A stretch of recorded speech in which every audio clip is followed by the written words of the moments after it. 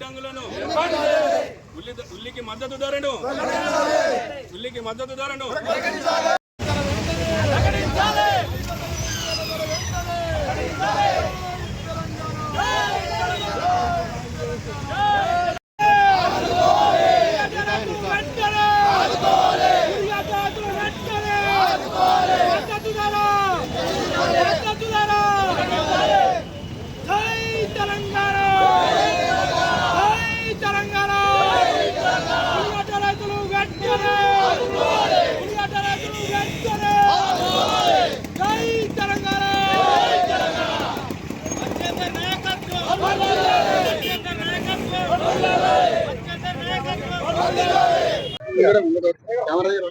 ఈ రోజు ఇక్కడికి విచ్చేసిన వివిధ గ్రామాల రైతు సోదరులందరికీ కూడా నమస్కారం తెలియజేస్తున్నాను.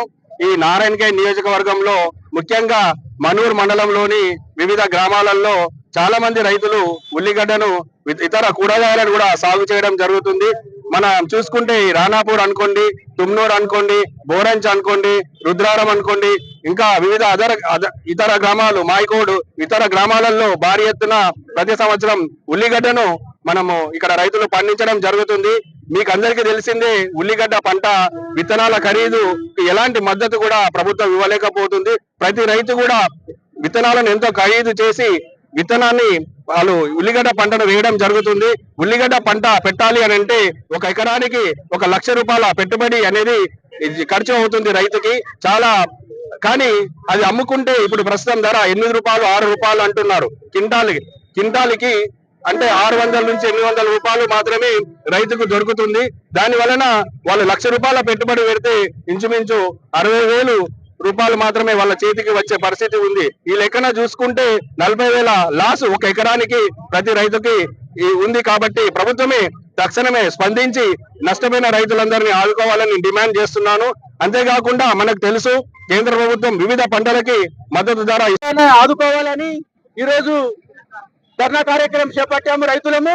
కాబట్టి ఈ ప్రభుత్వాలు మేల్కొని, కేంద్ర రాష్ట్ర ప్రభుత్వాలు మేల్కొని ఉల్లి రైతులకు తక్షణమే మద్దతు ధర ప్రకటించాలి. అట్లనే నారాయణఖేడ్ ప్రాంతంలో ఉన్నటువంటి రైతులకు ఈ గిడ్డంగులు, ఉల్లిగడ్డ యొక్క గిడ్డంగులు నిర్మించాలి. ఏ రకంగా అయితే స్టోరేజీలు ఉన్నాయి వేరే పంటలకన్నిటికీ ఉల్లిగడ్డ కూడా స్టోరేజీలు నిర్మించి ఇక్కడ వెనుకబడ్డ నారాయణఖేడ్ ప్రాంతాలు ఉన్న రైతులను ఆదుకోవాలని ఈ ప్రభుత్వానికి మేము డిమాండ్ చేస్తున్నాము.